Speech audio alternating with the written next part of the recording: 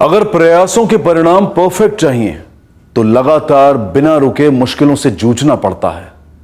अड़चनों को घुटने टेकने की वजह बनाने की बजाय उन्हें फांद कर भविष्य की तरफ देखना चाहिए।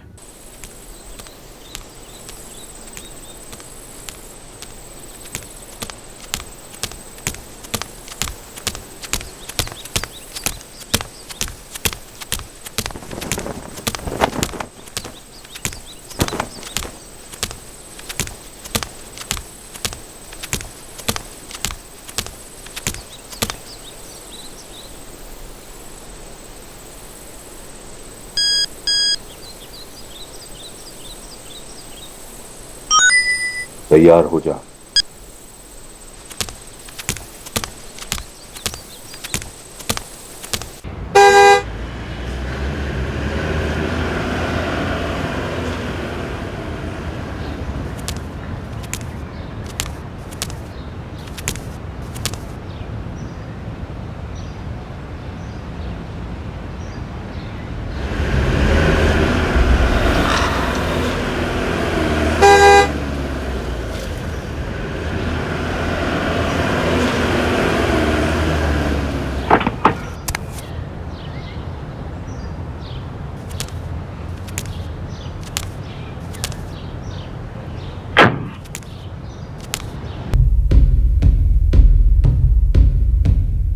कोई सुराग नहीं, कोई लीड्स नहीं। कई दिनों के बाद भी तहकीकात कुछ ज्यादा आगे नहीं बढ़ी।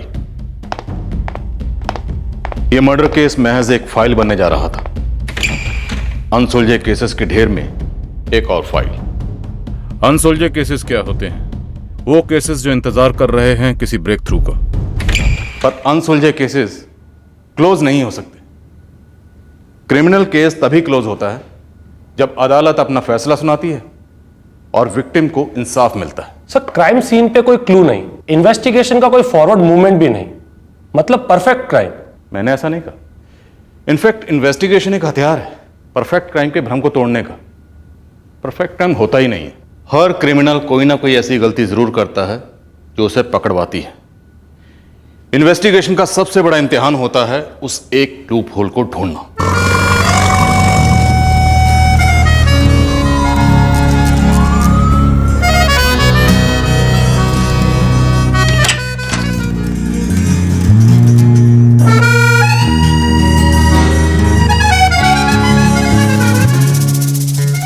So, कैसा लगा? Very nice. आज से ये हमारा घर है। Welcome home. पर ऐसा नहीं है कि वो गलती अपने आप आकर आपकी गोद में गिर जाती है। अचानक एक मेहनती और शार्प इन्वेस्टिगेटिंग ऑफिसर को हमेशा लगे रहना पड़ता है। दिमाग, कान, आंख हमेशा खुला। वो सुराग के साय को भी नजरअंदाज नहीं कर सकता। पर जब कोई केस ऐसा हो जिसमें लीड मिलना इम्पॉसिबल लगे। आपके पास कोई ऐसा केस आया है सर जहां ब्रेक थ्रू मिलना ही मुश्किल लग रहा? हाँ, होता है। प्रेशर में कई केसेस नामुमकिन लगते हैं। पर जैसे कि मैंने कहा, एक शार्प ऑफिसर की नजर हमेशा उसके परे होनी चाहिए। जरूरत होती है उस नामुमकिन को मुमकिन बनाने की। अभी एक रीसेंट केस था, 1 महीना पहले का, राणागंज, हिमाचल प्रदेश, जहां मेरी पोस्टिंग है।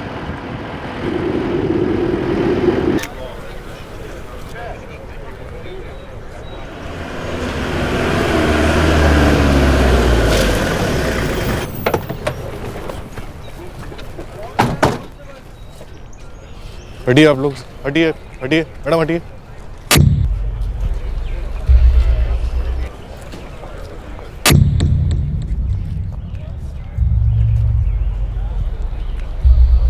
सर, बॉडी पर से 10 सिम कार्ड्स मिले हैं। 10 सिम कार्ड्स? Yes sir. और कोई आइडेंटिफिकेशन नहीं सर। और सिर पर भी गहरा वार हुआ है। सर, जब मैं काम पर जा रहा था तब देखा इसे। पहले मुझे लगा कोई पी कर पड़ा है।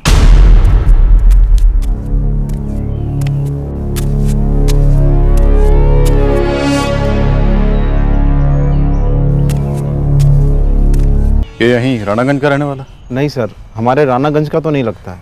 आप में से कोई जानता है इसे? आप लोगों से? सर वैसे रानागंज में काफ़ी टूरिस्ट होम स्टे वाले घर हैं। कई टूरिस्ट वहाँ पे बतौर पीजी रहते हैं। 2 इंजीनियरिंग कॉलेजेस भी हैं और कई प्राइवेट स्टूडेंट्स हॉस्टल भी हैं रानागंज में। ये लड़का कॉलेज वाली उम्र का ही लगता है। से बहुत जोर से वार हुआ है। अबे हम यहाँ क्यों रुके हैं? क्या जगह है ये? इसकी जेब से हमें 10 सिम कार्ड्स मिले, यानी कि 10 अलग आइडेंटिटीज। लेकिन फिलहाल हमारे पास एक भी ऐसी आइडेंटिटी नहीं।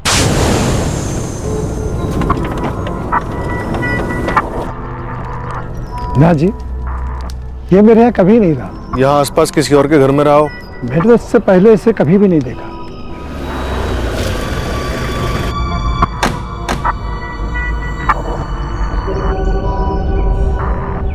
जी नहीं साहब, मैंने इससे पहले कभी देखा नहीं। अब गिरधारी लाल से पूछिए। लॉज का नाम? वो लॉज नहीं है साहब, गिरधारी लाल स्टूडेंट लोगों के लिए हॉस्टल चलाता है।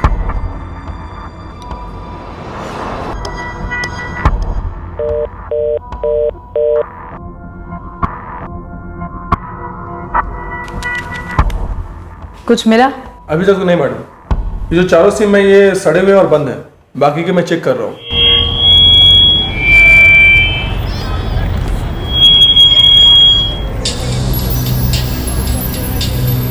नहीं साहब, ये लड़का हमारे हॉस्टल में नहीं रहता है और ना ही कभी रहा था। कहीं और गिरधारी लाल? पता नहीं साहब, इस लड़के को तो मैंने इस इलाके में भी कभी नहीं देखा। आप दोनों कॉलेजों में पता कर लीजिए, हो सकता है आपको वहां से कुछ जानकारी मिल जाए। 10 में से सिर्फ ये 2 सिम कार्ड चल रहे हैं? जी सर, ये दोनों सिम कार्ड 3 महीने पहले आखिरी बार यूज हुए थे। मैंने फ़ोन कंपनी से डिटेल्स मंगाई हैं। देखते हैं फोन रिकॉर्ड से क्या पता चलता है। इस विक्टिम के बारे में कुछ तो पता चले।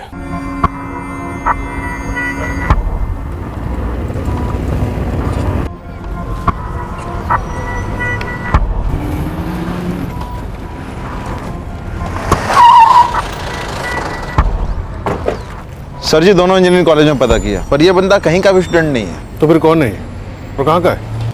बाहर का हो सकता है, शायद यहाँ से गुजर रहा होगा और मार डाला गया, या फिर यहाँ लाया गया होगा मारने के लिए। लोकल तो नहीं लगता। हाँ सर, मतलब शिमला, कांगड़ा, डलहौजी और धर्मशाला हर जगह इसके फोटोग्राफ्स भेजे गए सारी डिटेल्स के साथ, लेकिन कहीं कोई ऐसी मिसिंग कंप्लेन दर्ज ही नहीं हुई है। आसपास के सारे इंजीनियरिंग कॉलेजेस को भी स्कैन किया पर कुछ नहीं मिला। तो इस वक्त हमारे हाथ में 10 सिम कार्ड है जो विक्टिम की जेब से बरामद हुआ। इनमें से 8 बंद हैं और 2 एक्टिव हैं। उन सिम कार्ड्स को बतौर सुराग समझकर हम इस ब्लाइंड केस में आगे बढ़े और हर उस अंधी गली में घुसे जहां यह केस हमें ले गया।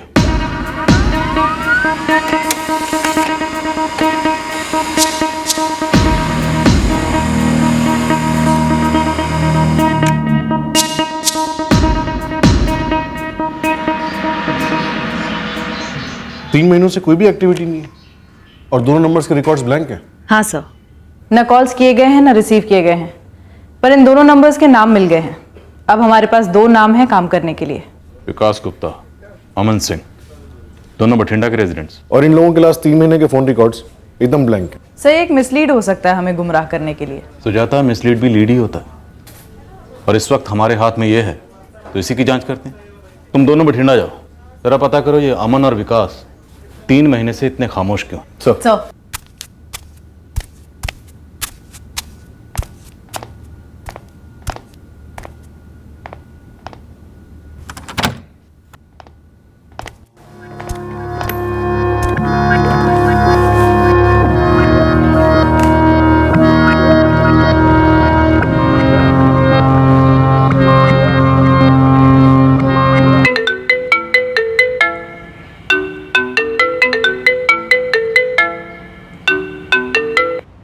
हेलो। हाँ Charanjeet ji. Good morning Monica. Raghu कहाँ है? वो तो शावर में है। सब ठीक तो है ना? हाँ सब ठीक है। रघु से कह दो उसे यहाँ आना होगा, फैक्ट्री की डील हो सकती है, कुछ खरीदार सामने आए हैं। ये तो अच्छी बात है। ठीक है, मैं रघु को बोल देती हूँ। Okay, thank you. कह रहे थे तुम्हें जाना पड़ेगा वहाँ डील साइन करने। मैं बात करूंगा उनसे, पेपर्स यही भेजने के लिए बोल दूंगा। फैक्ट्री बिक जाएगी तो फंड्स आ जाएंगे, फिर हम यहीं कुछ स्टार्ट कर सकते हैं अपना। हाँ हाँ, व्हाई नॉट। तुम्हारे माइंड में कुछ है, कोई बिजनेस आइडिया, एनीथिंग? मैं सोच रही थी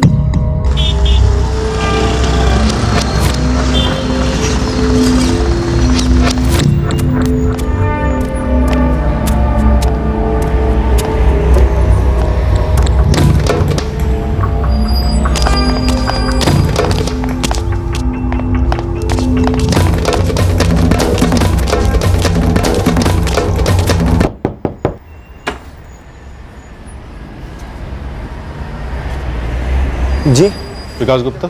जी हाँ, मैं ही हूँ विकास गुप्ता।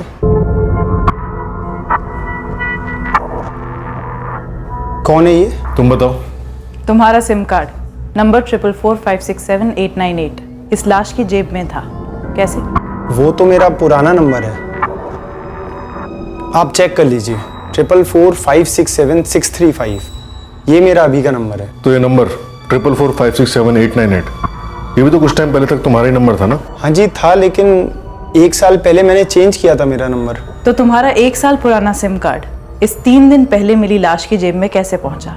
देखिए मुझे नहीं मालूम, मैं नहीं जानता ये आदमी कौन है। मेरी मानिए आप लोग शरद भाई से बात कर लीजिए, सिम कार्ड का डीलर है। मैंने उसी से ये सिम खरीदा था और उसी को रिटर्न करके ये नया वाला लिया दूसरी कंपनी का। एक बार ठीक से देखकर बताओ, तुम वाकई में इसे नहीं पहचानते? नहीं सर, मैं नहीं जानता ये कौन है। सर इस विकास गुप्ता पर नजर रखवाती हूँ।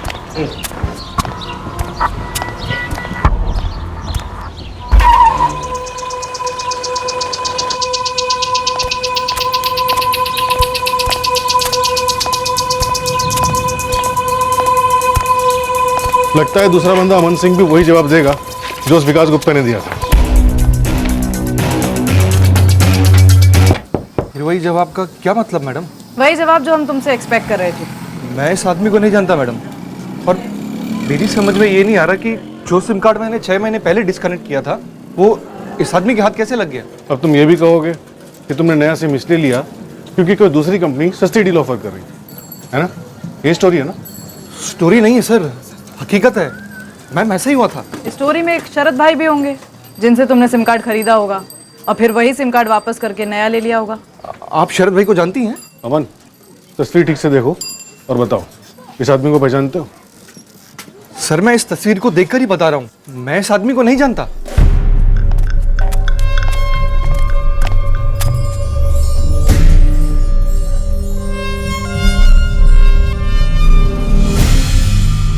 तो जाता ये जो विक्टिम है हमारा, कुछ अजीब नहीं है इसके बारे में? सर ये विकास गुप्ता और अमन सिंह कह रहे हैं कि इसे जानते नहीं हैं, लेकिन जब इन्होंने फोटो देखा तो इनके एक्सप्रेशंस, मुझे लगता है ये दोनों सच नहीं बोल रहे हैं। इस आदमी का सच कुछ पेचीदा लग रहा है मुझे, कुछ तो माजरा है। कौन है ये सर? ये एक मरा हुआ बंदा है शरद, जिसकी जेब में से हमें 10 सिम कार्ड बरामद हुए, जिसमें से 2 सिम कार्ड इसी मोहल्ले में रहने वाले लड़कों के, अमन सिंह और विकास गुप्ता, जिन्होंने तुमसे ये सिम कार्ड लिए, तुम्हें वापस लौटाया और उसके बाद नए सिम कार्ड लिए। अब तुम मुझे ये बताओ शरद, तुम्हें एक्टिवेट करने के लिए मुझे लॉकअप में तुम्हें कितना तोड़ना पड़ेगा? मेरी समझ में बिल्कुल नहीं आ रहा ये कैसे हुआ सर, कसम खाता हूँ मैं इस बंदे को नहीं जानता। अमन और विकास ने तुम्हें सिम कार्ड लौटाए तो तुम्हारे हाथ से ये इसकी जेब में कैसे पहुंच गए? सिम कार्ड कोई खुले पैसे तो होते नहीं है। सर गलती हो गई, मतलब हो सकता है कि मैंने किसी को, जो आप बोल रहे हैं अमन और विकास, इनके नाम पर सिम दिला दिया हो। गलती? किसी और के नाम पर किसी और को सिम देना गलती नहीं होती है शरद, क्राइम होता है, क्राइम। मानता हूँ सर, लेकिन मेरे ज़्यादातर कस्टमर ऐसे ही कॉलेज के यंग लड़के और लड़कियाँ होते हैं जो आए दिन अपना मोबाइल नंबर और सर्विस प्रोवाइडर बदलते रहते हैं। कोई भी मोबाइल कंपनी सस्ती स्कीम निकालती है, ज़्यादा डाटा देती है, तो वो तुरंत चेंज कर देते हैं। मैं भी उनको तुरंत दे देता हूँ। तुरंत दे देते हो? किसी और का सरेंडर किया हुआ सिम बिना किसी डॉक्यूमेंट के? सर इसको लॉकअप ले चलते हैं, कूटते हैं साले को, सब उगल देगा। नहीं नहीं मैडम, इसके आगे मुझे कुछ भी नहीं पता लाशवास के बारे में। मैं अपने बच्चों की कसम खा के कहता हूँ, मैं ये दुकान 6 साल से चला रहा हूँ सर, किसी से भी पूछ लो, मैंने कभी भी वैसा कोई क्रिमिनल वाला काम नहीं किया है सर। अगर मुझे इस बारे में कुछ भी पता होता तो क्यों छुपाता, वैसे ही बता देता ना। हमारे पास तो ऐसे किसी बंदे की मिसिंग रिपोर्ट नहीं है शमशेर जी। तो 10 में से 2 एक्टिव सिम हमें इस लाश पर से मिले, वो दोनों ही बठिंडे के 2 लड़कों के हैं। देखिए आप और मैं दोनों बहुत अच्छे से जानते हैं कि किस तरह फर्जी कागजात वाले मोबाइल नंबर कांड करने के लिए इस्तेमाल में लाए जाते हैं, और फिर हम लोग कभी कभी उन लोगों की तलाश में होते हैं जिनका केस से दूर दूर तक कोई वास्ता ही नहीं होता। हम मानते हैं शमशेर जी, लेकिन हमारे हाथ में एक मर्डर केस है और ये ब्लाइंड केस हमें आपके शहर तक लेकर आया है। अब आप लोग यहाँ तक पहुंचे ही हैं तो मैं भी कोशिश करता हूँ ये पता करने की कि ये जो बंदा है ये बठिंडे का है भी या नहीं। सर इस अमन सिंह और विकास गुप्ता की लीड्स कहीं नहीं जा रही हैं। हाँ, शायद यही इरादा होगा कातिल का, इसलिए उसने विक्टिम की जेब में 10 सिम कार्ड डाल दिए ताकि एक के बाद एक डेड लीड टटोलती रहे पुलिस और बस गोल गोल चक्कर काटती रहे। बिल्कुल पॉसिबल है सर। फिर भी मैंने अमन और विकास के इलाके के पुलिस स्टेशन में जाके पूछताछ की, ऐसे किसी भी बंदे की कोई भी मिसिंग कंप्लेंट नहीं है। बंदा मिसिंग होगा पर मिसिंग कंप्लेंट दर्ज नहीं की गई होगी। शायद घर वाले अभी उसके लौटने का इंतजार कर रहे हैं, या शायद घर वाले जानते नहीं हैं कि बंदा मिसिंग है, या शायद जानते हैं कि मिसिंग है पर कंप्लेंट नहीं करना चाहते। आपको पता ही नहीं कि कहानी की शुरुआत कहां से हुई, आपको पता ही नहीं कि ये आदमी क्यों मारा गया, आपको पता ही नहीं कि इस कहानी की बड़ी कहानी क्या है। पुलिस इन्वेस्टिगेशन भी किसी दूसरी जॉब की तरह ही होती है, इसमें भी फ्रस्ट्रेशन हो सकती है, मायूसी हो सकती है, पर इन्वेस्टिगेटिंग ऑफिसर को अपना फोकस और पेशेंस पकड़ के रखना पड़ता है। तहकीकात तभी कंप्लीट होती है जब कहानी का पूरी तरह से खुलासा होता है।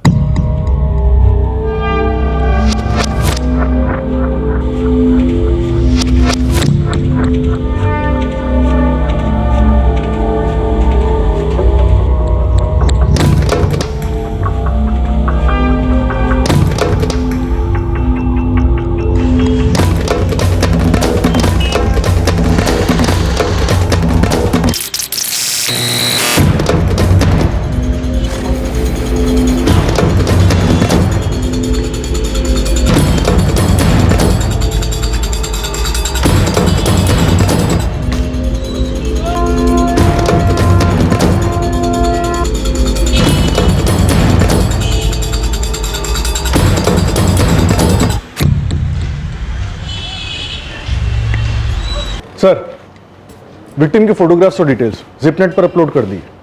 अगर भटिंडा से कोई रिस्पांस नहीं आता है तो हम बाकी जगहों पर तफ्तीश शुरू कर सकते हैं। ललित, जल्दी पता लगाना होगा ये लाश किसकी है। 1 हफ्ता गुजर चुका है, शायद हमें बॉडी को क्रीमेट करना पड़े। कोई इन्फॉर्मेशन तो हाथ लगे, ये बंदा कौन था, क्यों मारा गया और किसके हाथों मारा गया। सर, विक्टिम के फोटोग्राफ्स और डिटेल्स जिपनेट पर अपलोड कर दी। अगर भटिंडा से कोई रिस्पांस नहीं आता है तो हम बाकी जगहों पर तफ्तीश शुरू कर सकते हैं। ललित, जल्दी पता लगाना होगा ये लाश किसकी है। 1 हफ्ता गुजर चुका है, शायद हमें बॉडी को क्रीमेट करना पड़े। कोई इन्फॉर्मेशन तो हाथ लगे, ये बंदा कौन था, क्यों मारा गया और किसके हाथों मारा गया। Sir,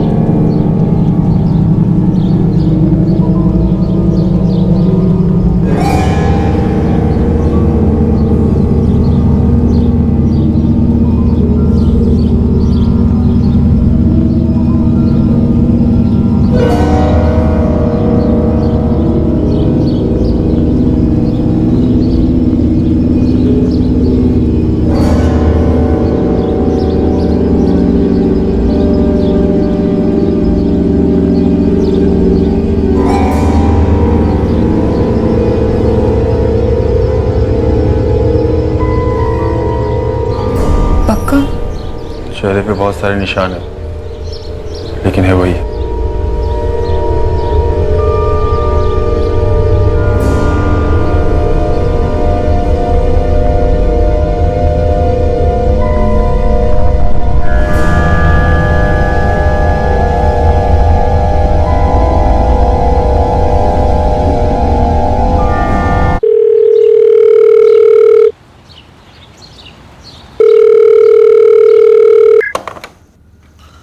रानगढ़ police station, PSI Lalit Nahar बोल रहा हूँ।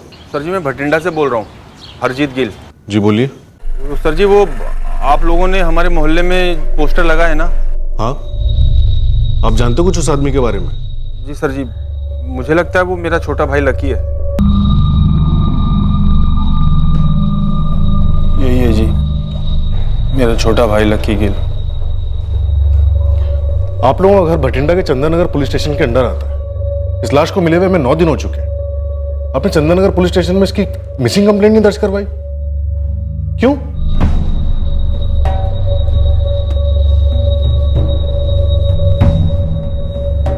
लकी वैसे काफी अनलकी मालूम होता है। वो अपने घर से कहीं जाने के लिए निकलता है और वहां पहुंचता नहीं, और आप लोगों को कोई खबर ही नहीं। वो इतने दिनों से गायब है और आप लोगों ने उसकी मिसिंग कंप्लेंट तक नहीं लिखवाई। वो नंबर क्या है लकी का?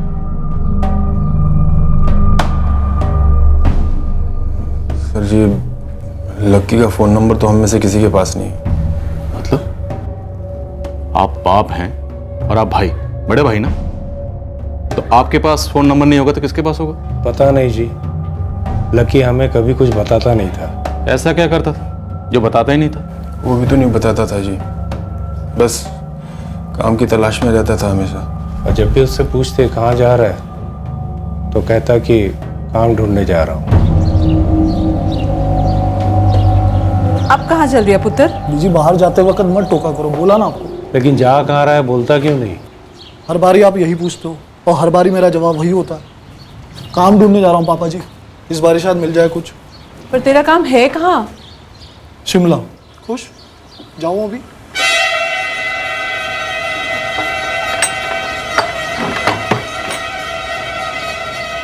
आपके पास लकी का नंबर तक नहीं है? जी कभी दिया ही नहीं उसने। वो हमेशा परेशान रहता था, काम ढूंढ रहा था लंबे अरसे से। उसके पास फ़ोन नंबर था भी या नहीं, हम लोगों को ये भी नहीं पता। उसकी जेब में से 10 सिम कार्ड्स निकले हैं। आपका बेटा, आपका छोटा भाई शिमला में कहाँ जा रहा था, किसके साथ जा रहा था, कौन सी नौकरी थी, कुछ तो पता होगा आप लोगों को। सर जी शिमला बोला यही बड़ी बात है। घर तो वो समझो रात को सोने आता था, मैं थोड़ा बहुत खावा लिया तो ना कोई बात ही नहीं होती थी उससे। बहुत परेशान रहता था हमेशा काम को लेकर, एकदम गुमसुम। बेटा तो अब रहा नहीं, जीते जी तो उसे समझ नहीं पाए, वो चला गया, वो भी इस तरह। तो उसका अंतिम संस्कार तो ढंग से करने दीजिए। विक्टिम की पहचान होने के बाद भी सारे राज ज्यों के त्यों। और सर फैमिली को फोन नंबर तक ना मालूम हो, ये तो सीरियसली अजीब है। सर फैमिली ने पोस्टर देकर हमें कांटेक्ट किया, इससे पहले उनकी तरफ से ये जानने की कोई भी पहल नहीं हुई कि बंदा कहाँ है, क्या कर रहा है, पहुंचा कि नहीं पहुंचा। सर इस फैमिली की कोई ना कोई मिस्ट्री जरूर है। दुख दर्द का भी ज़्यादा दिखावा किया नहीं उन लोगों ने, बस खुद आके बॉडी को आइडेंटिफाई किया। शायद पोस्टर देखने के बाद उनका जो प्लान हो उसे उन्होंने चेंज किया। जो भी हो, हमारे लिए ये केस अभी भी ज्यों का त्यों ही है, क्लोज होने से बहुत दूर। हम जानते हैं तो सिर्फ इतना कि विक्टिम का नाम लकी गिल था, वो बठिंडा का रहने वाला था। लेकिन वो यहाँ क्यों आया, किसने मारा, क्यों मारा, ये सारे सवाल अभी भी ज्यों के त्यों ही। फैमिली की स्कैनिंग शुरू करो। जी हम रानागंज पुलिस स्टेशन से हैं। लकी गिल को किसने मारा? जो कुछ भी पता था बता तो दिया हमने। नहीं, सब कुछ नहीं बताया, आपसे ज़्यादा तो आपके पड़ोसी ने बताया हमें।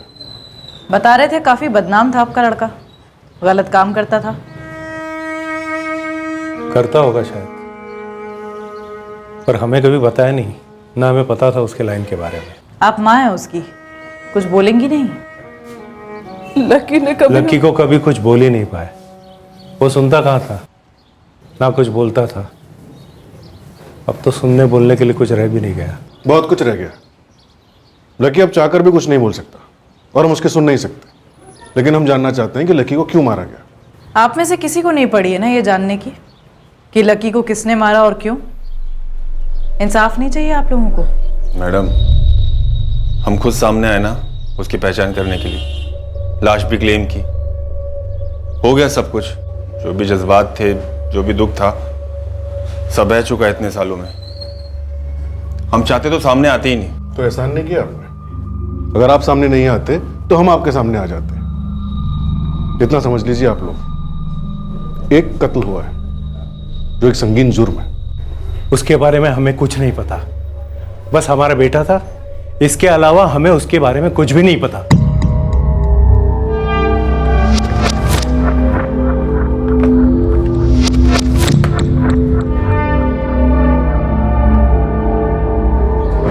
कुछ गड़बड़ है सर इस घर में, वरना भटिंडा के एक बेरोजगार नौजवान को कोई हमारी जुरिस्डिक्शन में लाकर जान से क्यों मारेगा? कुछ और है इस केस में। एक मिनट, ये सिम कार्ड वाला अमन सिंह हमें घूर रहा है।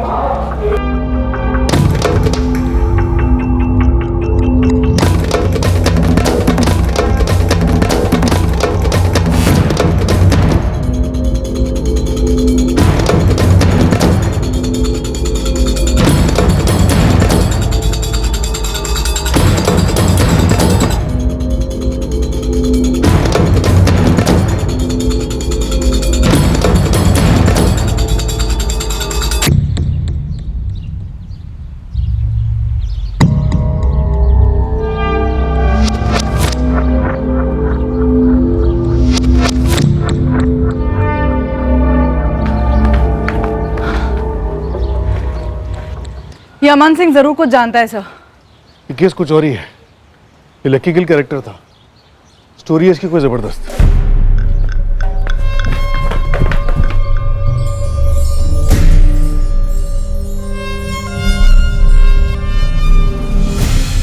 बोलो साहब, क्या लो? कुछ नहीं।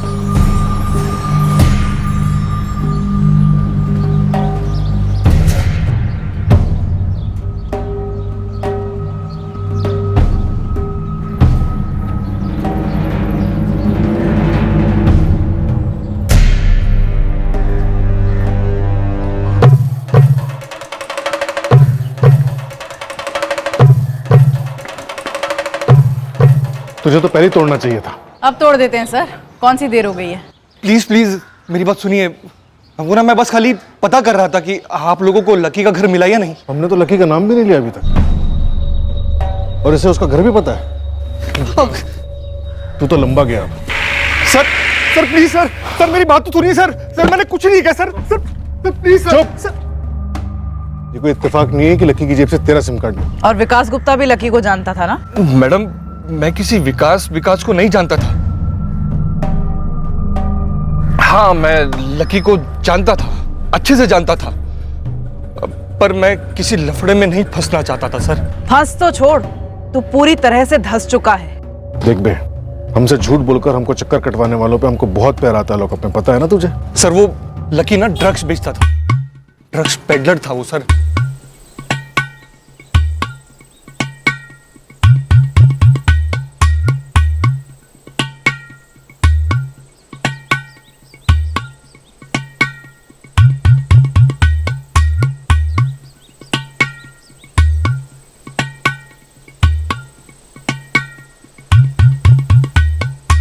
बड़ी महंगी लत है सर ये।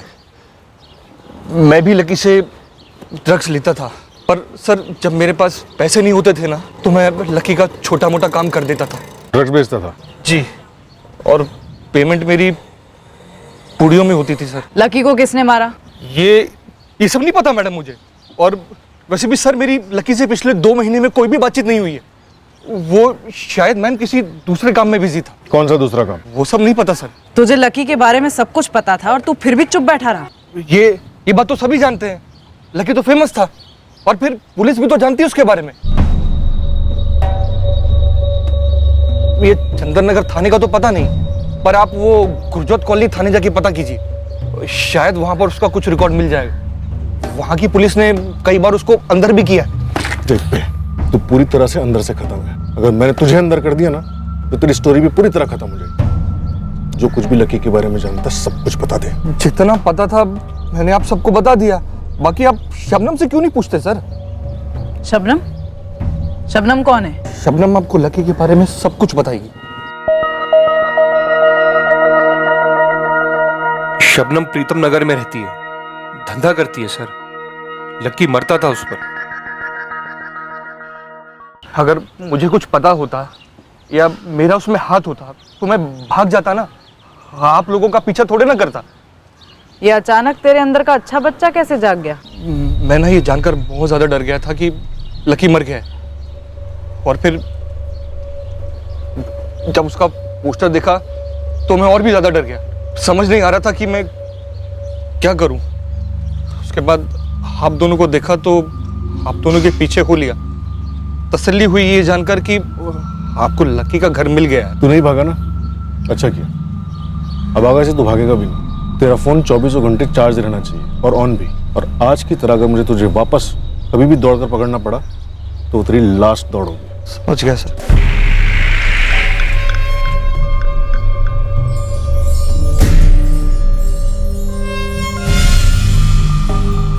सुजाता, मैं गुरजोत कॉलोनी पुलिस स्टेशन जा रहा हूँ, तुम इस शबनम कैरेक्टर से मिलो। जी सर। केस खुल रहा है सुजाता। अब इस लकी की स्टोरी का दूसरा अध्याय शुरू हो रहा है।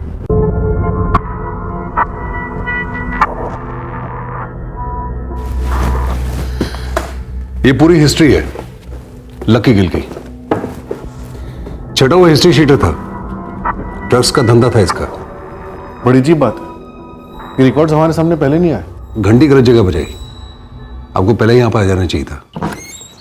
शबनम जी लकी गिल को करीब से जानती थी? मुझसे तो कहता था सिर्फ मुझ पे मरता है। अब नहीं मरेगा, वो मर चुका है, मारा गया है। 15 बार अंदर जा चुका था ये। हम बार बार उसको ड्रग बेचते पकड़ते, बेल हो जाती साले की, फिर वही ड्रग्स का धंधा। और अब मर गया। कब हुआ ये, कैसे, कहाँ हुआ ये? सवाल मैंने पूछना है, जवाब तूने देना है। ये बता लक्की को किसने मारा और क्यों?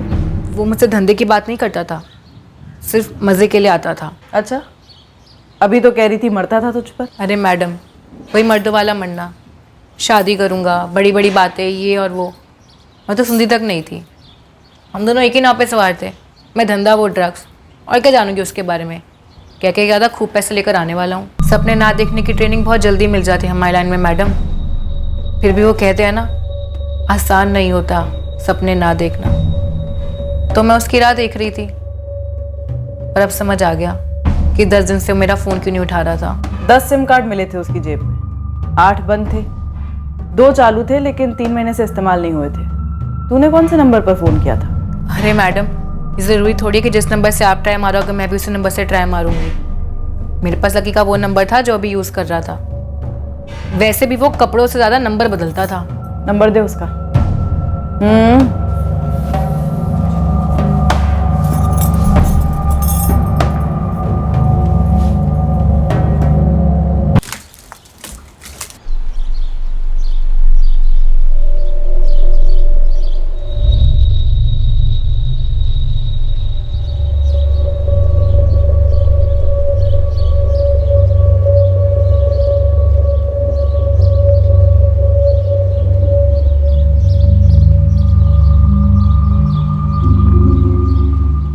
ये लकी गिल का क्रिमिनल बैकग्राउंड इस मर्डर मिस्ट्री को और भी गहरा कर रहा है। पर मुझे ऐसा क्यों लग रहा है कि इस मिस्ट्री में कोई और भी हिस्ट्री छुपी, ड्रग से भी बड़ी। सर, लकी के करंट नंबर के कॉल रिकॉर्ड आते ही इस कहानी के और भी पन्ने खुलेंगे। देखते हैं कहाँ ले जाते हैं पन्ने। एक ड्रग्स बेचने वाला हिस्ट्री शीटर, आखिर ऐसा कौन सा बड़ा हाथ मारने वाला था?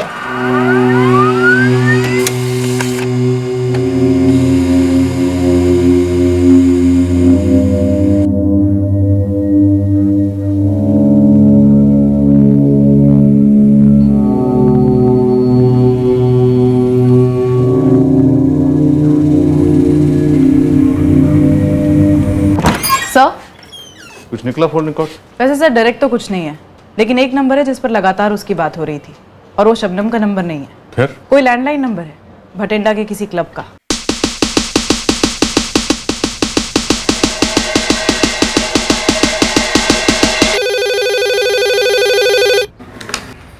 हेलो, जेके रिक्रिएशन क्लब। लकी गिल का नाम सुना है? आप? पुलिस। जी सुना तो है। इस क्लब से हमें कोई ऐसी लीड मिल सकती है जो हमें उसके कातिल तक पहुंचे।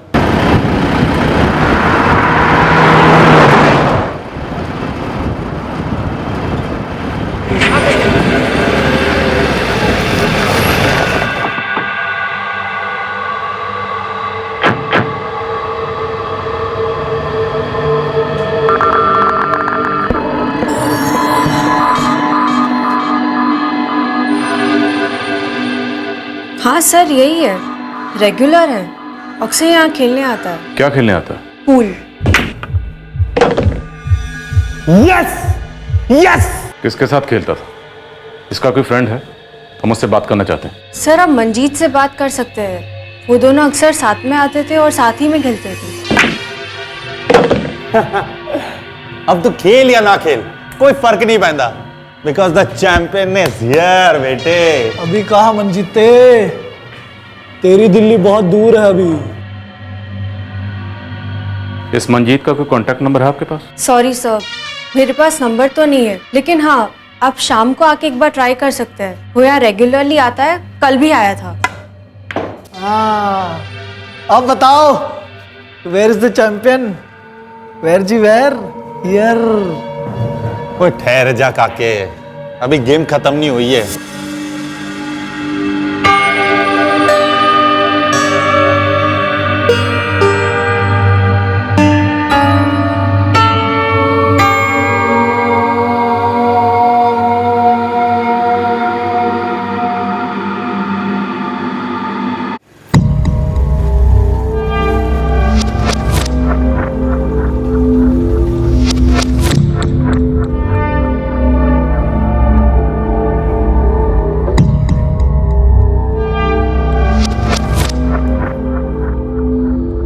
हाय। Hello sir.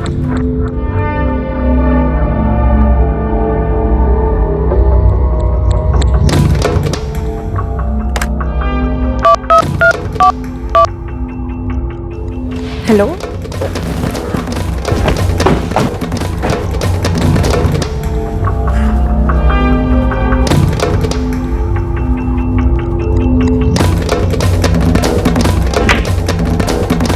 अरे यार, कौन हो भाई? बोल रखो यार। Police, Ranaganj police station, Himachal Pradesh. क्या हो गया सर? लकी गिल मारा गया। उसका बैकग्राउंड हमारे सामने है। वो क्या करता था, कहाँ रहता था, उसके माँ बाप कौन थे, सब।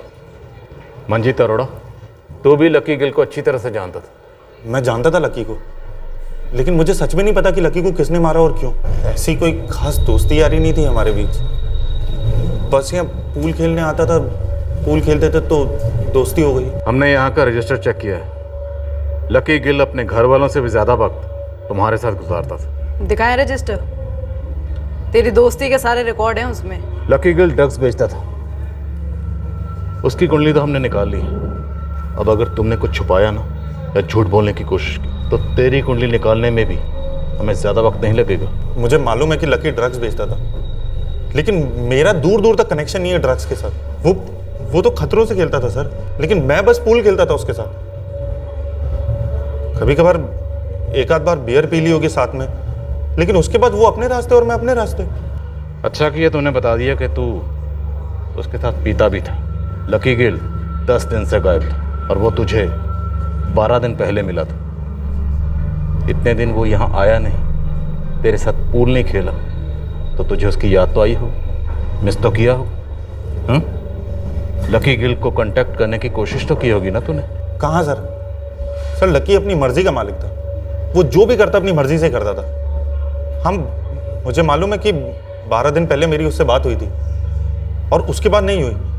पर जैसा मैंने आपको बताया, हमारी कोई ऐसी दोस्ती यारी तो थी नहीं कि मैं उसको फोन वोन करूं पूछने के लिए कि कहाँ गया। सर मुझे कहाँ ले जा रहे हैं सर? सर मैंने कुछ किया ही नहीं है सर।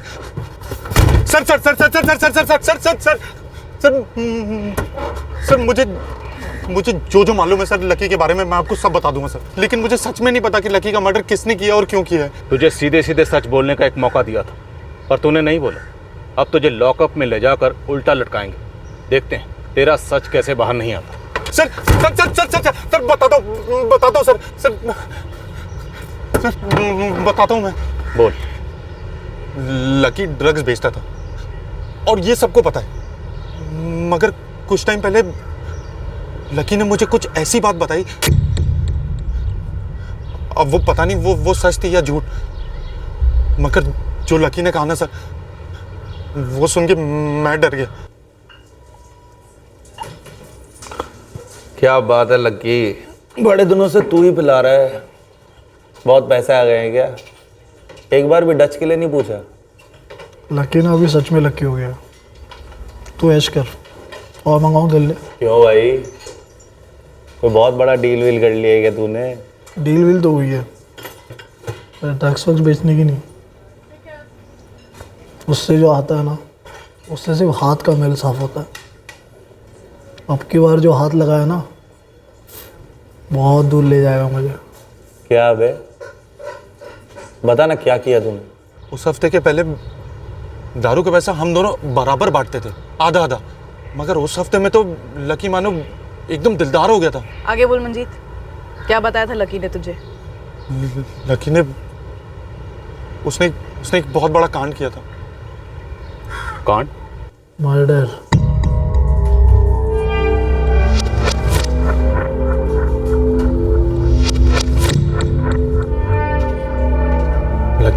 लकी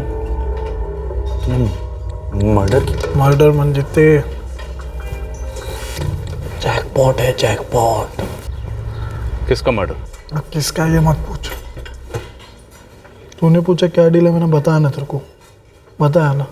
ये है मेरा नया काम, ठीक है? अब किसी के आगे मुंह मत खोलना, दोस्ती रख। रोज खाएंगे पिएंगे सब मेरे पे, तेरे को कोई खर्चा नहीं करने, और तू मुंह बंद रखना। क्या ना, दोस्त का मर्डर करूँगा ना तो दिल दुखेगा मेरा। ऐसी फटी पड़ी थी सर मेरी, इसलिए मैंने किसी को कुछ बोला ही नहीं। कब बोला था लकी ने तुझे ये? तो 3 महीने पहले, हाँ जुलाई में। लकी ने किसका मर्डर किया था? पता नहीं सर, उसने जो मीठी धमकी दी उसके बाद मेरी हिम्मत ही नहीं हुई कि उससे कुछ पूछूं। और सर मैं बस पूल खेलता हूँ यहाँ, दारू भी पीता हूँ, मगर ड्रग्स छूता भी नहीं हूँ सर।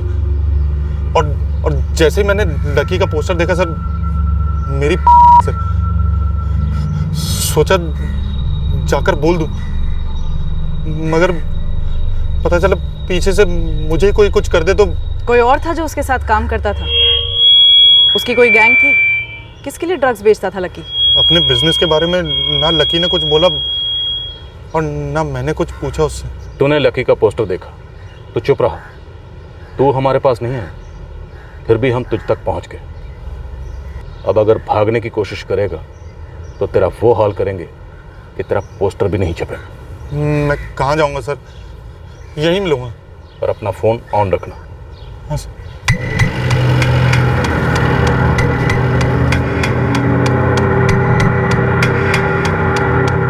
लकी सबसे करीब शबनम से था। ये नामुमकिन लगता है कि शबनम को लकी के बारे में कुछ भी ना मालूम हो।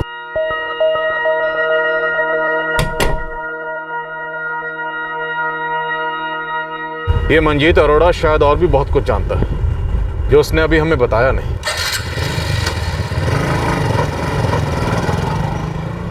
ये लकी की फैमिली वाले शायद हमें पूरी बात नहीं बता रहे। सर लकी की माँ कमला कुछ बताना चाह रही थी, लेकिन फादर ने बात बीच में ही काट दी। लकी को कभी कुछ बोल ही नहीं पाए। सुजाता, उनसे अकेले में बात कर। लकी गिल ड्रग पैडलर था।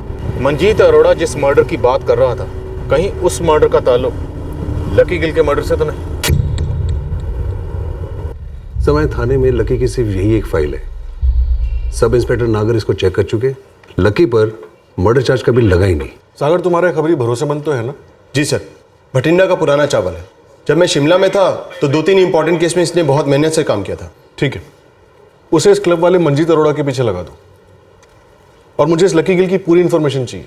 कौन से गिरोह के लिए ड्रग्स बेचता था, कितना बड़ा सिंडिकेट था, सब कुछ। ठीक है सर, मैं खबरी को इस काम पे लगा देता हूँ। इस फाइल में लकी के और कोई रिकॉर्ड्स नहीं है? मेरा मतलब बठिंडा के दूसरे पुलिस स्टेशन के?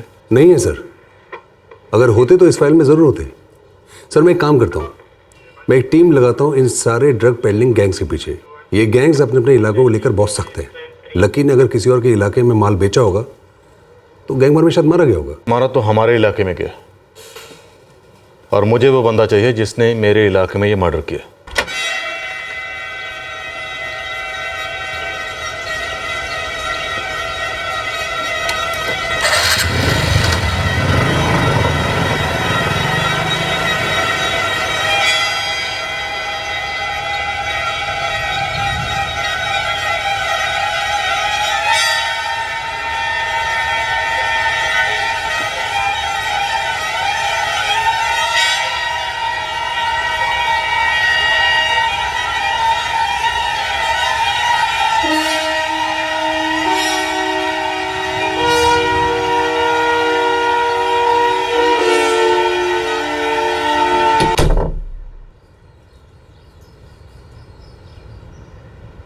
क्या बोल रही है मैडम आप?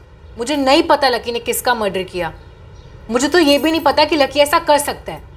वो ड्रग्स बेचता था, सिर्फ इतना मुझे पता है। देखो शबनम, लकी किसी के मर्डर में इन्वॉल्व था, ये हमारे पास पक्की खबर है। और अब उसका मर्डर हुआ है। हमें लगता है इन दोनों बातों में कोई कनेक्शन जरूर है। अरे मैडम, मैंने अभी आपको बताया कि लकी मुझसे सिर्फ इतना कहकर गया था कि वो कहीं से पैसे लेने जा रहा है। किस बात के, कहाँ से, ना मैंने उससे पूछा ना उसने मुझे बताया। और इसके अलावा मुझे कुछ भी नहीं पता मैडम। आप मुझसे बार बार वही सवाल पूछ रही हैं। सर, ये 4 फाइलें हैं जुलाई महीने की। सभी मर्डर केसेस हैं इसमें। आपने चेक की? जी सर, मैंने 2 बार चेक किया, लेकिन कोई भी केस में लकी गिल का नाम नहीं है। रख दो। जी सर।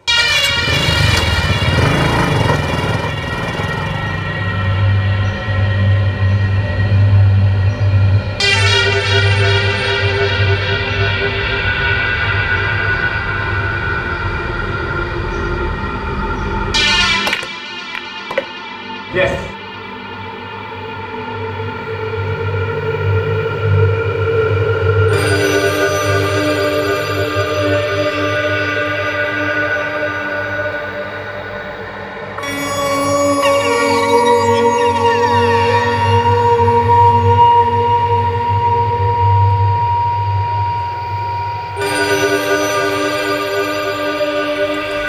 जी 2 पत्ता गोभी। लौकी कैसे दिए? 1 ये भी दे दो। कमला जी, आपके बेटे लकी ने किसको मारा था? मेरे बेटे ने किसी को नहीं मारा है। आपको पता है लकी शिमला किसी काम से नहीं गया था, पैसे लेने गया था। किससे? वो आप बताइए। आपका बेटा मरा है, हमारे जुरिस्डिक्शन में उसकी लाश मिली है, हम उसके गुनहगारों को पकड़ना चाहते हैं। आप तो उसकी माँ हैं, आपको फिक्र ही नहीं है कि उसके गुनहगारों को पकड़ा जाए या नहीं। कहीं ऐसा तो नहीं कि आपके एक बेटे ने दूसरे बेटे को मार दिया हो, हरप्रीत ने, और इसलिए आप चुप हैं? नहीं। तो फिर आपके पति सतेंद्र ने? मैंने कहा ना नहीं।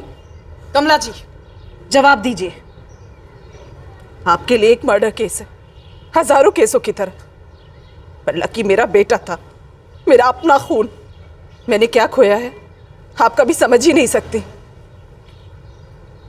क्योंकि मैं ही नहीं समझ पाई कि मेरा लकी कब और कैसे इस जुर्म की दुनिया में चला गया। नहीं जाना चाहिए था उसे, पर वो पहले ऐसा नहीं था। बहुत अच्छा बेटा था मेरा, पढ़ाई में बहुत अच्छा था, ग्रेजुएट था, पर हमेशा परेशान रहता था क्योंकि उसे नौकरी नहीं मिल रही थी।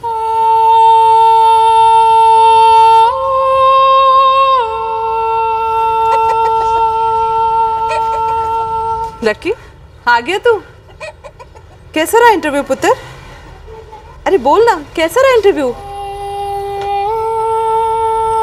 मेरी आंखों के सामने उसे मायूसी के अंधेरे में धंसते हुए देखा मैंने।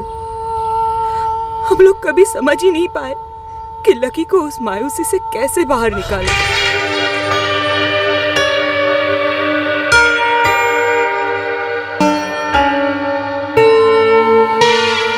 लकी तू ये सब क्यों कर रहा है पुत्र? लकी पता ही नहीं चला कि वो कब और कैसे हमसे इतना दूर चला गया। ऐसे क्यों हो गया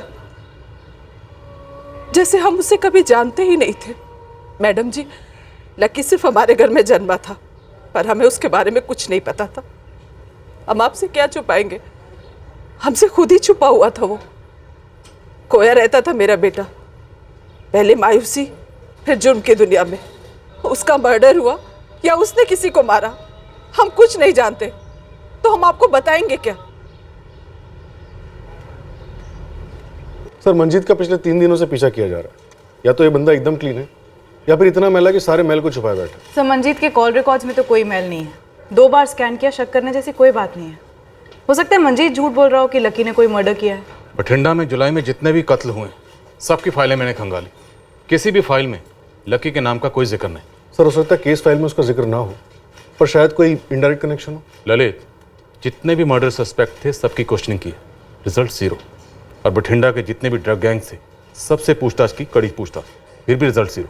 कहीं से भी लकी गिल के मर्डर या दुश्मनी का कोई एंगल नहीं बन रहा। सर, हो सकता है लकी पैसे लेने गया हो, पैसे लिए हों और लौट रहा हो, और किसी ऐसे आदमी ने उसे मार दिया हो जो उसे जानता तक नहीं था। शायद इसलिए हमें लीड नहीं मिल रही। मान लेते हैं कि रैंडम किलिंग थी, फिर भी मारने वाले की कोई ना कोई हिस्ट्री जरूर रही होगी। मैंने इलाके के सारे हिस्ट्री शीटर से पूछताछ की, जो रिटायर हो चुके हैं उनसे भी, लेकिन रिजल्ट 0। लकी गिल एक क्रिमिनल था जो हमारे एरिया में मारा गया, कहीं से कोई लीड नहीं, कोई सुराग नहीं। तो क्या इस केस को अनसुलझा केस मान लें?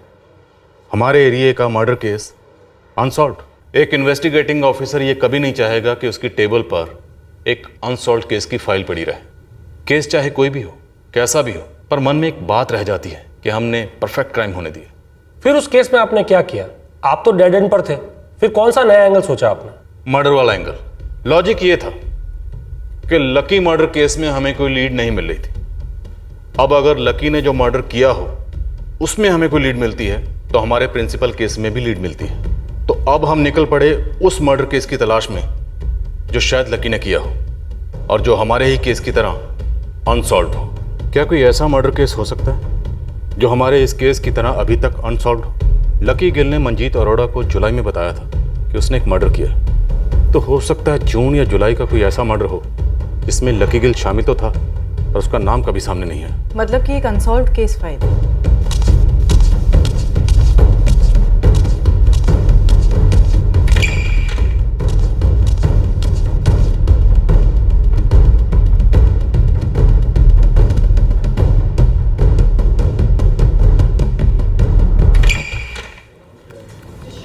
ये एक फाइल है जुलाई की जिसमें हमें कोई भी लीड नहीं मिली। Garment manufacture, NP Dixit hospital के पार्किंग लॉट में गोली मारकर हत्या कर दी। जी।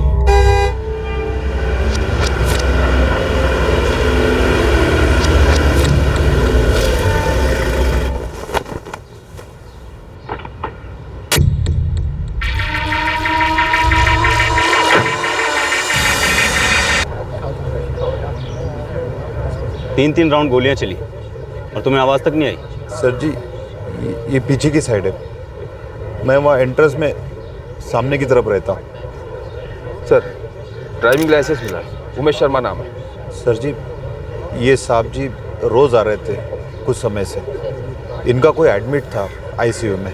Sir deluxe ward room number 6, इनके फादर हरकिशन शर्मा एडमिट है। इनके कोई रिश्तेदार हैं तो बुला दीजिए।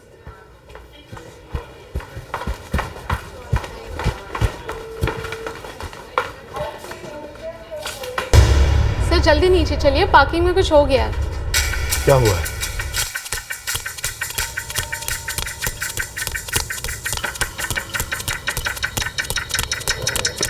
एक मिनट हटिए। पापा! आपके पापा भी नहीं रहे, आप इधर आइए। किसने मारी गोली ने? किसने? पार्किंग लॉट की सीसीटीवी फुटेज चाहिए अभी के अभी। जी सर, अभी देता हूँ।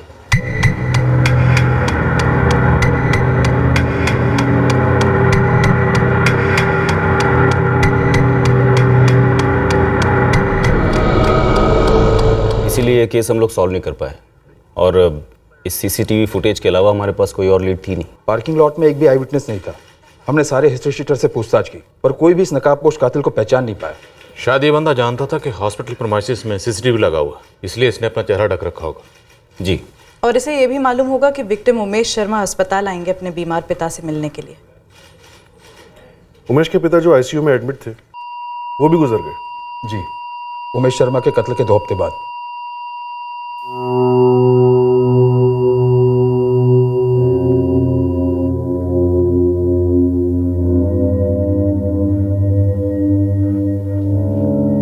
फुटेज में दिख रहा है गन फायर करते वक्त 3 बार जाम हुई। शहर के सारे .8 बोर के लाइसेंस होल्डर और ग्रे मार्केट वाले सबको खंगाले। हर हिस्ट्री शीटर को खूब तोड़ा लेकिन इस मर्डर के बारे में कोई भी इंफॉर्मेशन नहीं निकाल पाए। और कोई एंगल?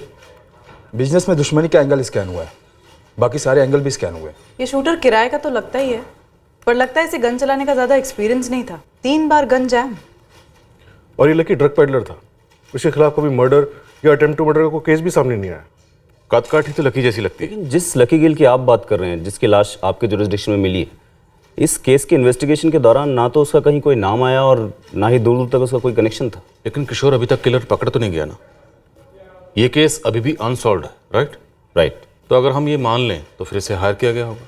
बिल्कुल, जिस तरीके से मॉडस ऑपरेंडी है उसके हिसाब से तो ये लगता है कि किराए का हत्यारा है।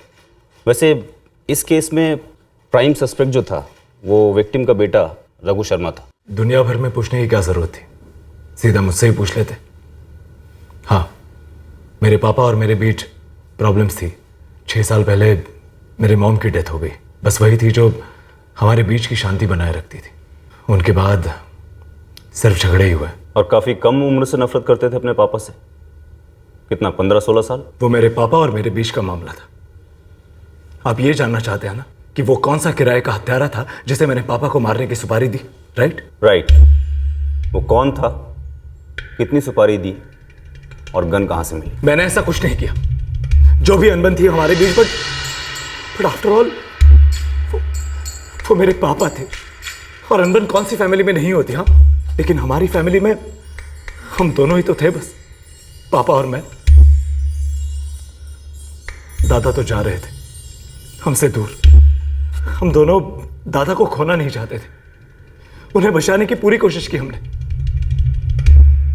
प्यार था हमारे बीच। जी आप सही कह रहे हैं इंस्पेक्टर, काफ़ी खफा थे उमेश जी रघु से। देखिए, आप फैमिली लॉयर हैं, आप बता सकते हैं क्या ये रघु उमेश जी का कत्ल करवा सकता है? ये तो मैं नहीं बता सकता, लेकिन ये बात सच है तो मुझे शौक भी नहीं लगेगा, और अगर ऐसा ही हुआ है तो इस बात का पता तो आप ही लगा सकते हैं। लेकिन इस अनबन की वजह क्या थी? इतने गुस्सा क्यों थे उमेश जी रघु से? लाइफस्टाइल, ये रघु के सारे तौर तरीके, फिजूल खर्च। हाँ, मैंने इंस्ट्रक्शंस दिए कि मेरी परमिशन के बिना तुम्हें कोई कैश नहीं दिया जाएगा, आज से, अभी से। पर क्यों पापा, इसकी क्या जरूरत है? कारण पूछने की हिम्मत रखते हो रघु? मेहनत से कमाए हुए पैसे जब कोई दूसरा अय्याशी में उड़ा देता है तो दर्द कमाने वाले को होता है। मैं कोई दूसरा हूं?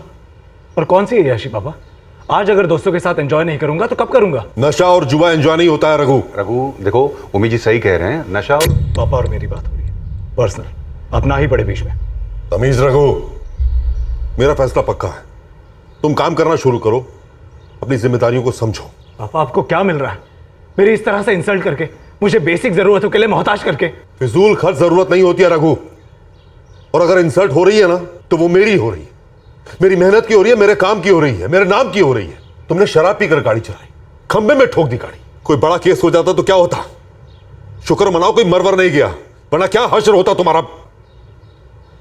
मैं तुम्हें इस तरह अपनी जिंदगी बर्बाद करता हुआ नहीं देख सकता, और ना ही तुम्हारी वजह से किसी और की जिंदगी बर्बाद होने दे सकता हूं। उनके बीच की अनबन कभी खत्म ही नहीं हुई, बल्कि और बढ़ गई जब रघु ने शादी कर ली मोनिका से। जब आपका जवाब ना ही होता तो आपसे पूछो ना पूछो क्या फर्क पड़ता है? शादी मजाक नहीं होता है रघु। कौन है ये लड़की? बैकग्राउंड क्या है इसका? प्यार करती है मुझसे, मैं भी प्यार करता हूं उससे, और मैं जानता था कि आप उसे एक्सेप्ट नहीं करेंगे, इसलिए हमने फैसला कर लिया, पहले शादी कर ली फिर आपके सामने आ गए। ठीक है, तुम बालिग हो, एक बड़ा फैसला लिया है तुमने, अब अपनी जिम्मेदारी निभाओ, जाओ अपनी पत्नी के साथ, बनाओ अपनी जिंदगी, अपना घर, जाओ। आप मुझे इस घर से निकाल रहे हैं? ना, तुम्हें इस घर के काबिल बना रहा हूं, जाओ मेहनत करो, साबित करो कि तुम ये घर, मेरा बिजनेस, इस खानदान को ढंग से हैंडल करने के काबिल हो, तब शायद हां, शायद तुम्हें मुझसे कुछ मिल सके। हाँ, पापा ने अपनी सारी प्रॉपर्टी, पैसा ट्रस्ट में देने की बात की थी, और ये सब तो आपको एडवोकेट चरणजीत से पता चल ही गया होगा। लेकिन जो आप नहीं जानते हैं वो ये कि पापा और मेरे बीच सुलह हो चुकी थी। उन्होंने मेरी बीवी मोनिका, उसे भी एक्सेप्ट कर लिया था, सब कुछ सही चल रहा था। फिर पापा को मार डाला गया, दादा भी चल बसे, और मैं यहां पर बैठकर यह साबित करने की कोशिश कर रहा हूं कि मैंने अपने पापा को नहीं मारा। हमें रघु शर्मा के खिलाफ कुछ नहीं मिला। रघु के कॉल रिकॉर्ड में भी किसी पेशेवर हत्यारे से कोई कनेक्शन नहीं था। अमीर आदमी है, 2-3 फोन रख सकता है। हमने हर एंगल से टटोला था, सब कुछ चेक किया था, वरना ये फाइल अनसॉल्व केसेस के ढेर में क्यों होती? किशोर, तो फिर उमेश शर्मा का कत्ल किसने किया? फिलहाल तो हम ब्लैंक हैं, लेकिन अगर आप कह रहे हैं कि आपके केस का विक्टिम लकी गिल मेरे केस का हत्यारा है, तो फिर इस केस में एक नया एंगल खुलता है, क्योंकि उस वक्त तो रघु शर्मा और लकी गिल के बीच में कोई कनेक्शन सामने आया ही नहीं था। अब सिर्फ लकी और रघु का ही नहीं, बल्कि उस पूल क्लब वाले मंजीत और रघु का कनेक्शन भी हो सकता है, जिसने कहा था कि लकी ने कोई मर्डर किया था। ये भी तो हो सकता है कि ये मंजीत झूठ बोल रहा हो, या फिर लकी ने जिस इंसान का कत्ल किया है वो कोई और हो, ये ना हो। सर, बॉडी स्ट्रक्चर लकी से मिलता है, लेकिन चेहरा ढके होने की वजह से कुछ श्योरली नहीं कह सकते। देखो, इस वक्त हमारे सामने 2 रास्ते हैं। अगर ये बंदा लकी गिल नहीं है तो फिर हमें उल्टे कदम चल के सारे नक्शे फिर से बनाने होंगे, और अगर ये बंदा लकी गिल है तो अब हमारे सामने एक नहीं 2 मर्डर केस, एक लकी गिल का और दूसरा इस उमेश शर्मा का। सर, मैं इस लकी गिल और रघु शर्मा दोनों के फोन रिकॉर्ड्स को एक बार फिर बारीकी से स्कैन करता हूँ। मैं मंजीत को क्वेश्चन करती हूँ, राउंड द क्लॉक नजर रखी हमने उस पर। मैं जरा इस रघु शर्मा से बात करता हूँ। इस टेलीफोन नंबर पर ये सेवा बंद कर दी गई है। रघु शर्मा के खिलाफ हमारे हाथ कुछ ठोस लगा नहीं, इसलिए क्वेश्चनिंग के लिए उसको हमने दोबारा बुलाया नहीं। रघु शर्मा ने शायद अपना नंबर चेंज कर लिया है, आपके पास उसका नया नंबर है? जी, रघु तो शायद अब्रॉड है, लेकिन हमारे पास उसके फैमिली लॉयर चरणजीत खोसला का नंबर है। अब प्लीज मुझे उस लॉयर चरणजीत का नंबर अभी भेज दीजिए। अब लक्की ने सच में मर्डर किया है या मुझे गोली दे रहा था, ये मैं आपको कैसे बता सकता हूँ, लेकिन उसने बोला जरूर था कि उसने मर्डर किया है। लकी गिल को तुम्हारे सामने लाकर खड़ा कर दूंगी तो पहचान लोगे? क्या मैडम? हाँ या ना? हाँ पहचान लूंगा, इतने समय से जानता हूँ, साथ में पूल खेला है, दारू भी तो पी है। ये शायद लकी है, क्योंकि मैंने इसको ना ऐसा जैकेट पहने हुए देखा था। चल चैंप, दिखा ऐसा स्ट्राइक। एनपी दीक्षित हॉस्पिटल के पार्किंग लॉट में 14 जुलाई को रघु शर्मा के फादर उमेश शर्मा का मर्डर हुआ। ये वहां के सीसीटीवी फुटेज से लिया है। मतलब लकी ने इस उमेश शर्मा को... जानते थे उमेश शर्मा को तुम?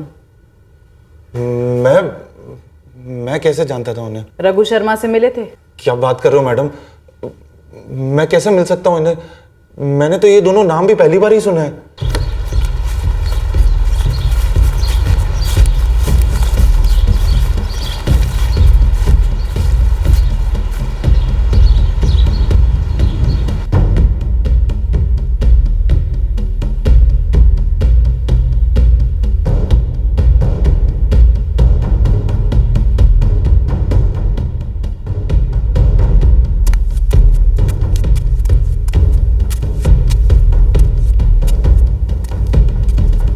लेकिन रघु पर तो कोई ट्रैवल रिस्ट्रिक्शन लगाई नहीं गई थी और ना ही पुलिस स्टेशन में रिपोर्ट करने का कोई ऑर्डर। उमेश शर्मा के कत्ल के बाद रघु ने अपना घर बेच दिया, फैक्ट्री भी बेच दी। हाँ, क्योंकि रघु को फैमिली बिजनेस में कोई इंटरेस्ट था ही नहीं। वो तो पहले से ही एब्रोड जाके सेटल होना चाहता था। ये जो प्लान था फैक्ट्री और घर बेचने का, ये मर्डर करवाने के पहले बनाया गया या पहले मर्डर करवाया गया बाद में ये प्लान बनाया गया? इंस्पेक्टर साहब प्लीज़, आप एक वकील से बात कर रहे हैं। मैंने अपने क्लाइंट की सारी डिटेल आपको दी है और 100% आपके साथ कोऑपरेट किया है। फिर आप एक क्रिमिनल सस्पेक्ट की तरह मुझसे बात कैसे कर सकते हैं? क्या अपने पिता उमेश शर्मा का कत्ल रघु ने करवाया था? मैंने पहली इन्वेस्टिगेटिंग टीम को रघु और उसके पिता के बीच जो टेंशन थी उसके बारे में सब कुछ बता दिया था। अब जब उन्हें उसके खिलाफ कुछ नहीं मिला तो मैं क्या नया बता सकता हूँ आपको? रघु का सिंगापुर का एड्रेस और फ़ोन नंबर? हाँ, अभी ले लीजिए। रघु को इस बारे में इन्फॉर्म मत कीजिएगा कि हम एक ऐसे केस की तहकीकात कर रहे हैं जिसका ताल्लुक उसके पिता के मर्डर से हो सकता है।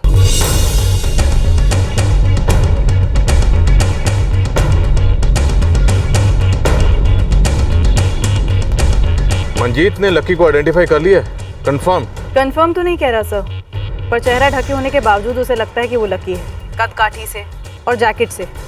कह रहा था उसने लकी को ऐसा जैकेट पहने देखा है। लगता है जो तीर हमने अंधेरे में चलाया था वो निशाने पर लग गया। सुजाता, ये दोनों केसेस कनेक्टेड हैं, कंफर्म। सुजाता, ये लकी के लिए रघुवीर शर्मा के फोन रिकॉर्ड्स में डायरेक्ट तो नहीं पर इनडायरेक्ट कनेक्शन है।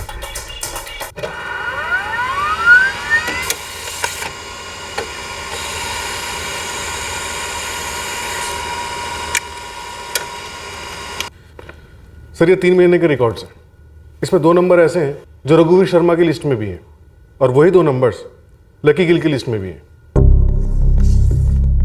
वीरेंद्र पूनिया और दलजीत राणा, ये दोनों नाम सुने सुने से लगते हैं सर। वीरेंद्र पूनिया और दलजीत राणा। हाँ सर, याद आया। जेके रिक्रिएशन क्लब के रजिस्टर में मैंने ये दोनों नाम देखे हैं जब मैं लकी गिल और मंजीत अरोड़ा की एंट्रीज चेक कर रही थी तब।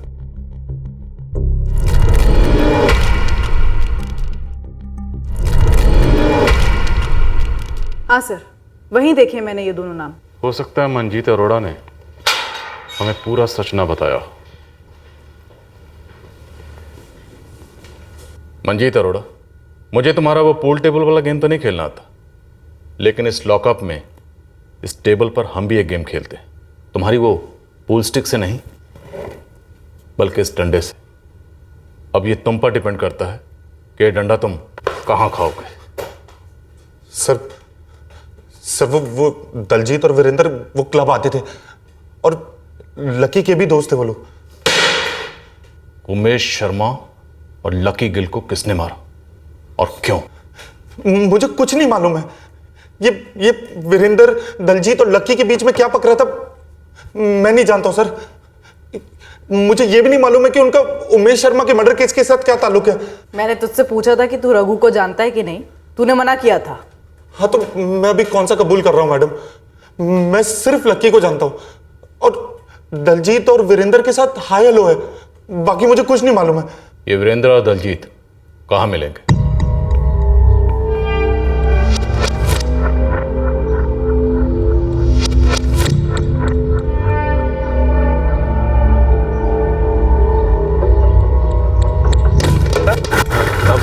आने वाला है। क्यों? हाँ? अच्छा हाँ अच्छा जी, अगर मैंने नहीं जीते ना तो नाम बदल देना। अच्छा हाँ जी, तो आ जाओ भाई फिर मैदान में, फिर देखते हैं ना। हाँ? ये देखो, आज तुझे दिखाता हूँ असली खेल क्या होता है। देखते हैं। एक सेट हमारे साथ भी खेल लो और साथ में 2 बातें भी कर लेंगे। जी कौन सी 2 बातें? 2 बातें, 2 मर्डर्स। देखो, हमें पता चल चुका है कि तुम दोनों उमेश शर्मा और लकी गिल मर्डर में शामिल थे। अब फटाफट अपने आप सब कुछ बोलोगे या धीरे धीरे तड़पा तड़पा के बुलवाओ? सर वो क्या कर रहा है? आगे बोल। मैडम वो ऐसा हुआ ना यार, तो फिर क्या? कंगाली अब बोल रहा है कि मोनिका को लेकर घर से निकलो, अपने पैरों पर खड़ा हो जाओ। साला उसने जो भी खड़ा किया है सब मेरा ही तो है। बिल्कुल सही भाई, तू इकलौता है। मेरे बाप को नहीं लगता ना ऐसा। अपना सब कुछ ट्रस्ट में डालने की धमकी दे चुका है। अब मेरे दादाजी भी मेरी तरफदारी करने के लायक नहीं रहे। आधा टाइम तो हॉस्पिटल में होता है। भाई सच में अगर तेरे बाप ने अगर बेदखल कर दिया तो तू करेगा क्या? क्या करेगा? करूंगा ये कि मैं ऐसा होने नहीं दूंगा। तू भी तो ऐश करता है ना मेरे पैसों पर। इंतजाम कर। क्या बात कर रहा है तू? ये इंतजाम कर किसी आदमी का। अबे तू अपने बाप को मरवाने की सोच रहा है? इसमें सोचने का क्या है?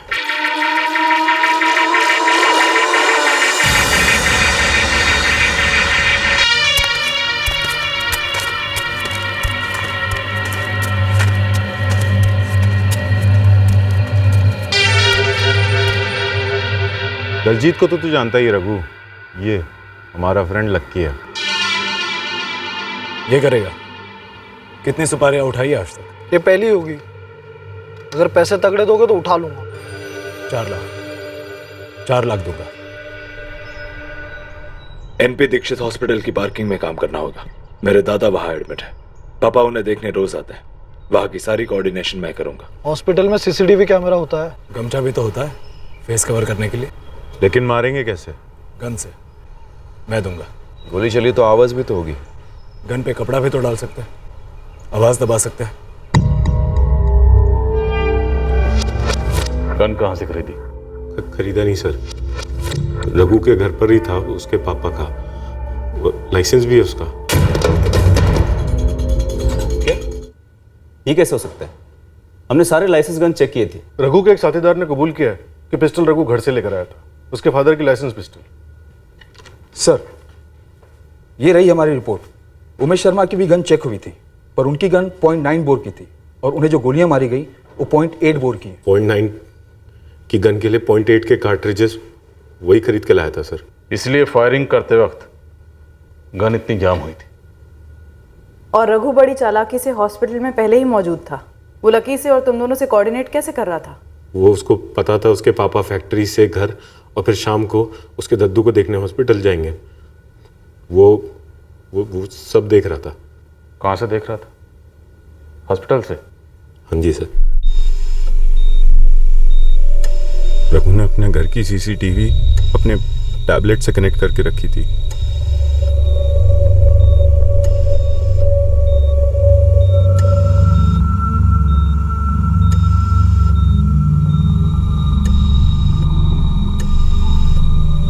हम अपनी जगह पे हैं रघु, लक्की भी पहुंच गया है। भाई गाड़ी पे नजर रखना।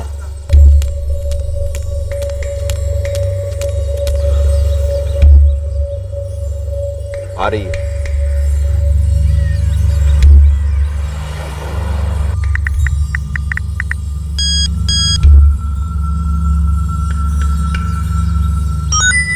तैयार हो जा।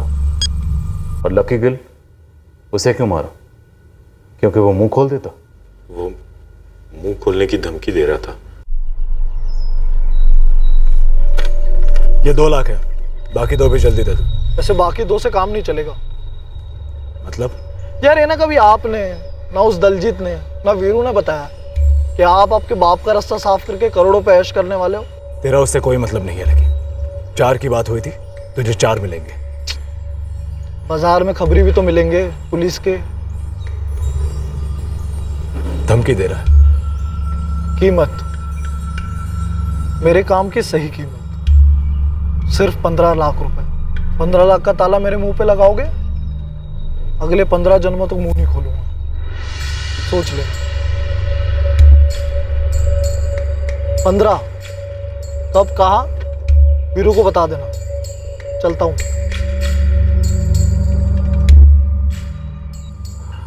इस लकी को बोल दे सौदा यहाँ नहीं, बाहर होगा।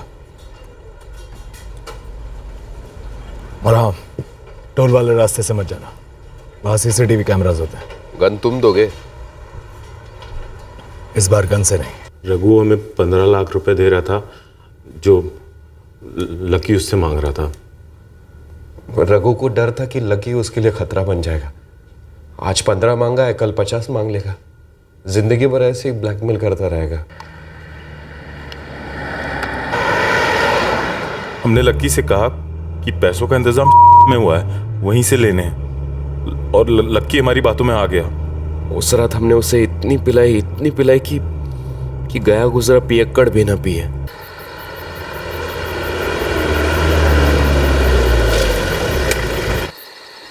ये सही जगह है।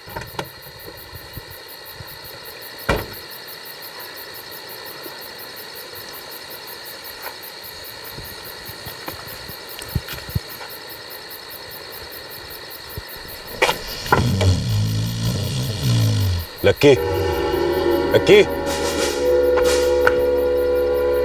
अबे हम यहाँ क्यों रुके? क्या जगह है ये? हमने उसकी जेब में कोई सिम कार्ड नहीं डाले। हमने सिर्फ उसका बटवा और उसके आईडी कार्ड्स निकाले, बस। और वो लकी अपने पास कई सारे सिम कार्ड रखता था। वो ड्रग्स के धंधे में लोग ऐसा करते हैं। इन दोनों के स्टेटमेंट रिकॉर्ड करो।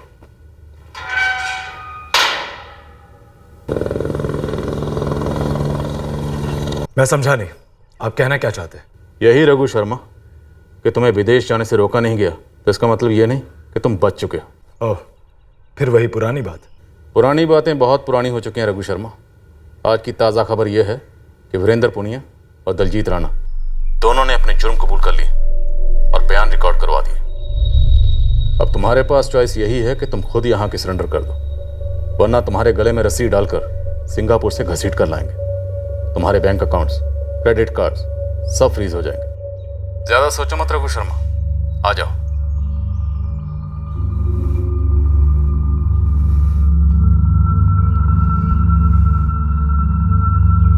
कौन था रघु? किसका फोन था? मोनिका, पापा को मैंने ही मरवाया था। What? हाँ, और उस आदमी को भी जिसे मैंने पापा के मर्डर में यूज किया था। अब पुलिस को सब कुछ पता चल गया है। कौन सा एंगल कब और कहां से इन्वेस्टिगेशन को ब्रेक थ्रू दिलवाएगा, इसका अंदाजा लगा पाना बहुत मुश्किल है। पर हां, इतना जरूर है, अगर कभी भी आपको यह लगे कि ये एंगल सही नहीं है, उस वक्त ये पक्का कर लेना जरूरी है कि ये एंगल वाकई सही नहीं है। हो सकता है तब भी आपको सही एंगल ना मिले, पर कम से कम उस कोशिश में सही एंगल का इशारा जरूर मिल जाता है।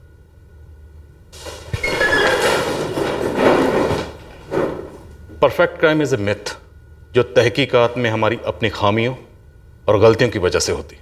बस आप अपनी गलतियों को पहचानते रहिए और उन्हें सुधारते रहिए। जय हिंद। जय हिंद। रघु के पिता उमेश शर्मा के कत्ल के लिए रघु शर्मा, दलजीत राणा, वीरेंद्र पुनिया और लकी गिल पर आईपीसी की धारा 302 के तहत हत्या के लिए, धारा 120B के तहत क्रिमिनल कॉन्स्पिरेसी के लिए और आर्म्स एक्ट के चार्जेस लगाए गए हैं।